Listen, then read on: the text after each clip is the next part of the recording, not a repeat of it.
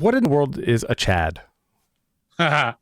um, so basically, a couple of years ago, a group of people, which came to be known as incels, which stands for involuntary celibate, they became very, I don't know, prominent online, very culturally relevant online.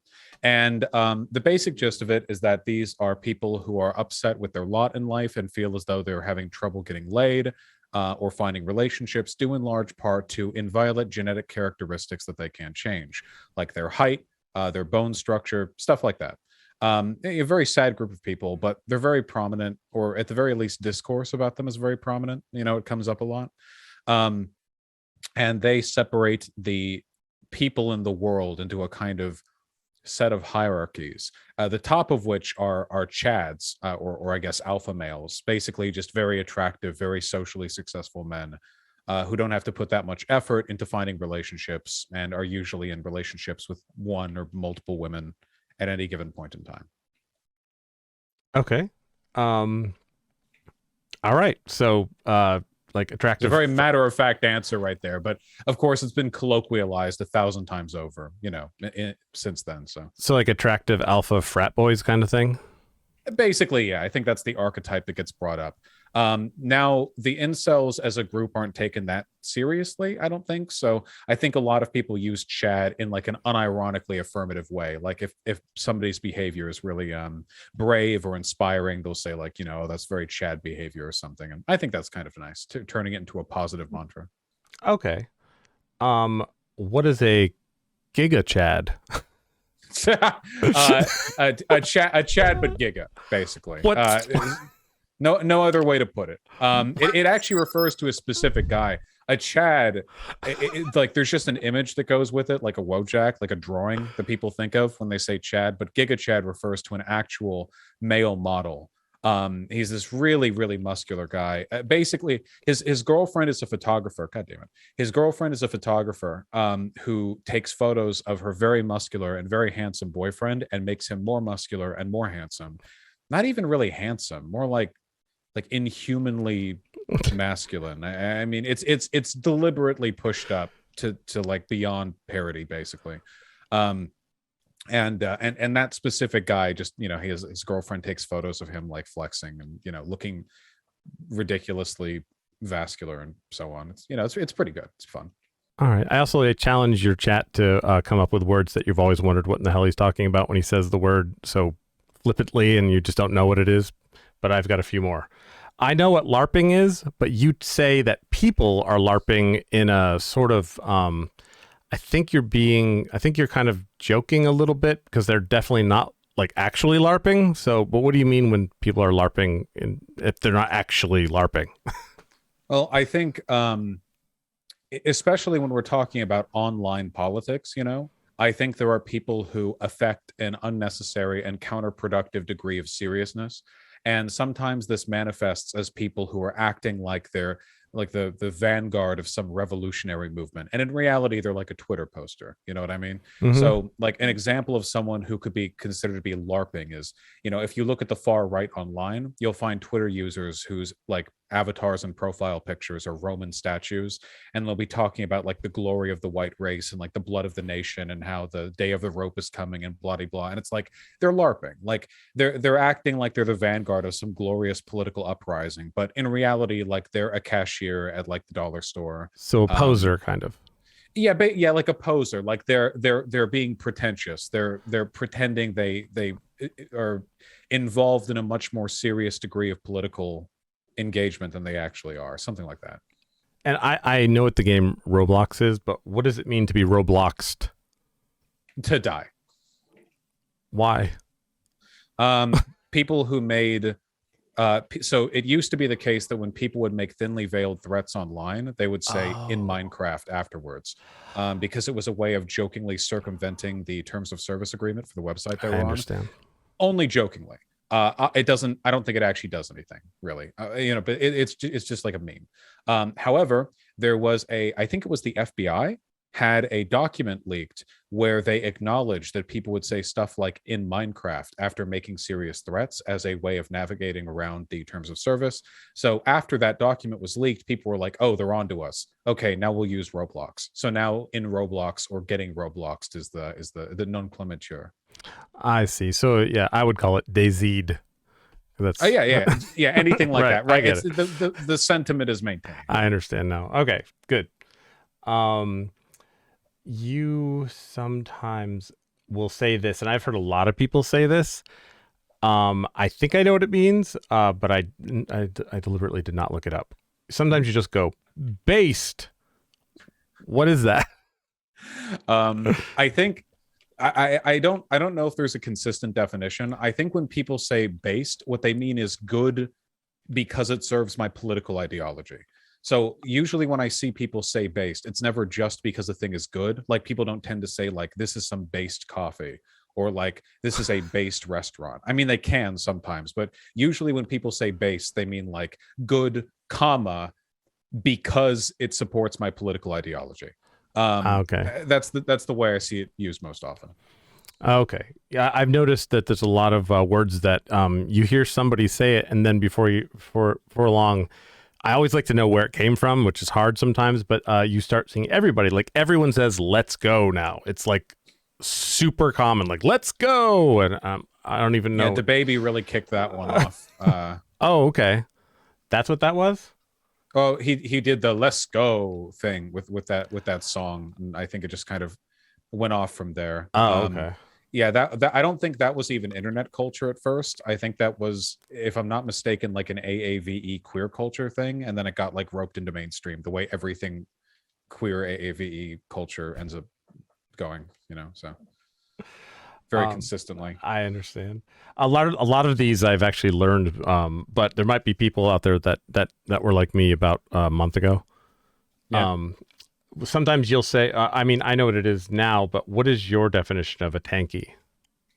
Um, well, historically, it was a term used to refer to people who defended the Soviet Union's rolling tanks into, I think it was Hungary, right? Because Hungary was having protests, and the Soviet Union was like, actually, you don't get to choose whether or not you're our ally. We're going to send our army in to quash these protests. And tanky was the term for people who were like, okay, you're not really a communist, like you're an authoritarian, you just like the color red. And I basically feel the same way about that today. I think that like definition pretty much still holds true. So like you have a lot of people right now who I would call tankies who are defending Russia's invasion of Ukraine. And it's like, well, this has nothing to do with socialism. You just like Russia more than you like other countries. You just have that like, national bias. Okay. I won't do too many more. Um, I love these. oh well, good. I have a few. Um, turfs. Trans exclusionary radical feminist, a Oh, it's an term for, acronym. yes, like J.K. Rowling types, basically. The basic gist is like people who will use feminist terminology as a front to attack trans people. So most people who hate trans people, will like conservative types, they'll just be transphobic openly. But the TERF manifesto is instead to attack trans people by fronting phony defenses for the rights of like biological females. So the idea would be like, oh, we don't hate trans people. We just think that uncritical acceptance of trans people is destructive and damaging to the rights of biological females, because they never use the term cis women. Stuff like that. It's a pretty phony movement. I think the vast majority of the TERF movement is just like conservatives who don't give a fuck about women's rights or feminism propping up TERFs like J.K. Rowling because they're politically expedient. You know, it's kind of like how there are very few like super conservative black people in the United States, but if you watch Republican media, you would get the impression they're everywhere, and you'll have Hmm. like black Republicans like make YouTube careers with millions of white people who sub to them. Or they're like, I just think black culture is the issue, and I grew up and I got out of the hood, and if all the other kids had gotten over their black culture, they could have gotten out of the hood. And it's like you look at that and you look at their support, but the way they make you want to think is that like all that support is coming from black people who agree with them, but Like, not really, right? Like the overwhelming support they get there is just white conservatives who agree with them. And that's how I feel about TERFs. Basically, it's kind of like a front of a movement. Okay. Let's see here. Oh, feel free to. I know I can tell Rena's like has questions, and Yeah. but You're doing a great job going through these terms. This is a fun exercise, oh actually. well. Yeah, I feel like I'm really flexing my ability to interact with human beings who don't spend 18 hours a day online. It's it's a Well, I'm just good wake lazy. up call for me. I just want someone else to tell me what things mean. Postmodernism. Okay, wow. So that one means a lot of things. The basic gist of it, I think the most consistent definition you're going to find is that postmodernism refers to a philosophical and artistic tendency of rejecting singular narratives. Um, I mean, in the most technical sense, it's a critique of modernism. So whatever modernism is in a given field, you're going to find postmodernism as a critique to it. If you look at postmodernist architecture, it's a critique of modernist architectural trends. If you look at postmodernist like literature and philosophy, same to modernist tendencies in those fields, stuff like that. Postmodernism is usually used in reference to philosophy, and postmodernist philosophy is essentially the rejection of one coherent single truth, the idea that a single narrative can describe the entire human experience. That's the main thing that it's arguing against. In that respect, I agree very much with many of the postmodern arguments that I have seen. Okay. Reptile person. Huh. It really depends on which political group you're talking to. Yeah. I think that radicals on the right and the left both use like lizard people, reptile person, stuff like that to refer to the nefarious elites, referring to their perceived inhumanity. Left-leaning people will do this because like they imagine like a bunch of corporate boardroom executives who have no soul, who only care about making money. Right-leaning people often do it imagining like Jews, so very, very much one of those ambiguous terms with regards to how much of a dog whistle it's being used as. It's one of the reasons why I've always I don't like using the elites as a kind of catch-all term that much, not because I think it's wrong. If I were to say something like I think the elites are destroying our society, I would be correct. I mean, I believe that, but when people are listening to me, what are the elites in their head, right? Like do they think I mean like capitalism, or do they think I mean like Jewish people? Like that ambiguity. Well, like I said, I don't like ambiguity.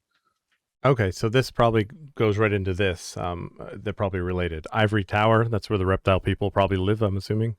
That usually refers to academic elitism. Oh, The ivory tower stuff, I think, is mostly used by conservatives who dislike the fact that people in academia overwhelmingly disagree with them. It is something that I've heard left-leaning people use sometimes to critique academic elitism in their own spaces, but for the most part, I find it's people who are just kind of angry at the idea of the experts disagreeing with them. okay. Why don't you go get in your ivory tower? Like, what is that the saying, or am I getting that wrong? Yeah, no, it's like the idea is like these ivory tower like pharmaceutical experts who believe you really do need to get the vaccine. They don't listen to the people, like that kind of stuff. Okay. It's basically a way of smearing the academic and intellectual elite by pointing out that they're sort of sheltered from the needs of regular people, which is generally not true. Because like if you take a look at like the academic elite, like these people sew patches onto their elbows for the most part. Like not every like academic elitist is like a Yale grad law student or like an economist who gets invited to the White House for consults. Most academic elites make less than me and are listened to less than me, so I don't distrust them that much. But ivory tower criticisms, I think, can be selectively worthwhile because there are definitely some people in society we listen to way the fuck too much, who are like completely sheltered from everyone else. Okay. God,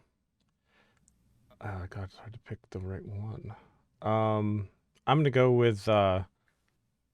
You say I looked it up, but I really want to hear your definition. Dunning Kruger.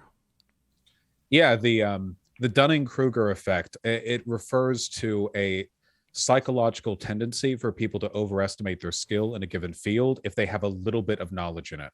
The colloquial understanding of this term is a little knowledge is a dangerous thing. Most people misunderstand that saying. Most people understand that to mean that if you like, knowing stuff can be dangerous, but in reality it's knowing only a little can be dangerous.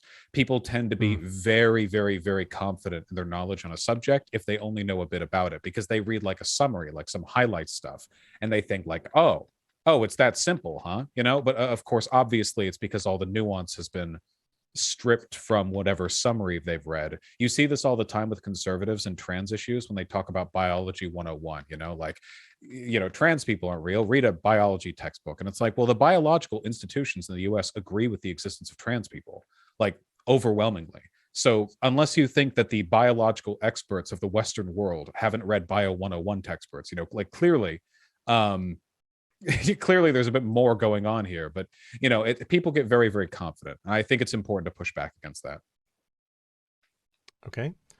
Tell me what I only have like a few more, but tell me if you get bored with this. I'm not. Okay. Your definition of Marxism. That encompasses a lot. So obviously Marxism, Marxism is predominantly a set of economic and philosophical theories which deal with the critiques of capitalism. Marx mostly wrote on critiquing capitalism, not so much on constructing socialism, though obviously his critiques came from an economic and moral foundation that informed socialism. The basic gist of it is to okay, there are a bunch of components here. I don't want to do anyone who's listening dirty. I'll summarize it as this. Basically, understand history and human society as an ongoing conflict between people of different economic classes. And the different needs of those different groups of people are what determines not only the allocation of resources in our society, but the people who fight for them and why they fight. That's one. And two, to understand capitalism in a number of ways, largely along the lines through which it entails the exploitation of the working class. Those are, like, I think, the basic elements of Marxism.